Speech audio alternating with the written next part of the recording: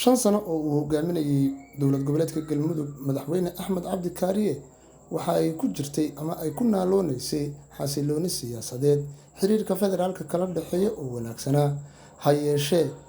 xukuumadda xasan sheikh oo hogaamiye ayaa xayndaabkii xasiloonida galmudug markaan xarkaha usoo fulatay, waxaana faragelin ay ka bilowday gudaha deegaanada dowlad goboleedka galmudug kadib markii xilalka ay ka qaaday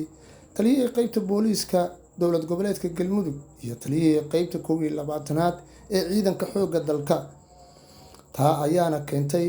in isfaham waa uu soo kala dhexgalo xukuumadda federaalka iyo dowlad goboleedka galmudug. madaxweynaha dowlad goboleedka galmudug oo 5 sano xasilooni siyaasadeed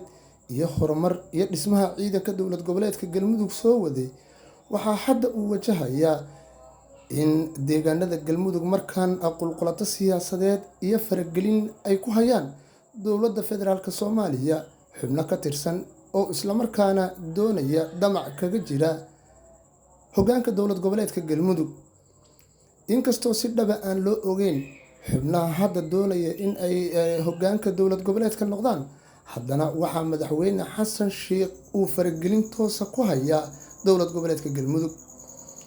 madaxweynaha dowlad goboleedka galmudug ayaa hadda waxa uu wadaa kulamo ku aadan sidii looga hortagi lahaa isku day kasta oo dowladda federaalka kaga yimaada, haddii ay noqon lahayd cudud ciidan iyo mid siyaasadeedba.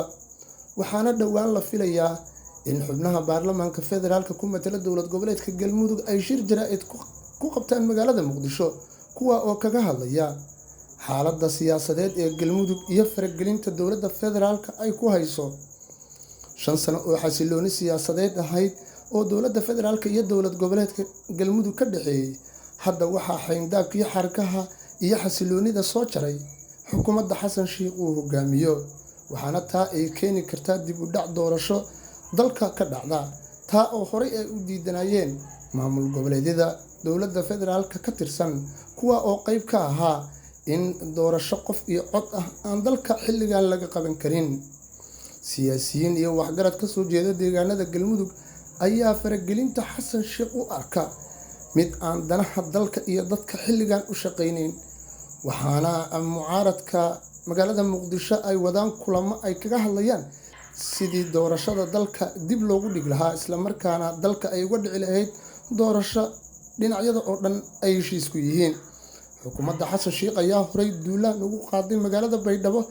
isla markaana xilkii ka tuurtay madaxweynihii maamulka koonfur galbeed cabdicasiis xasan laftagareen. ha yeeshee galmudug sidaa ma ahan, waxaana madaxweynaha dowlad goboleedka galmudug iyo deegaanada galmudug xilligan ka jira dareen ka dhan ah dowladda federaalka Soomaaliya.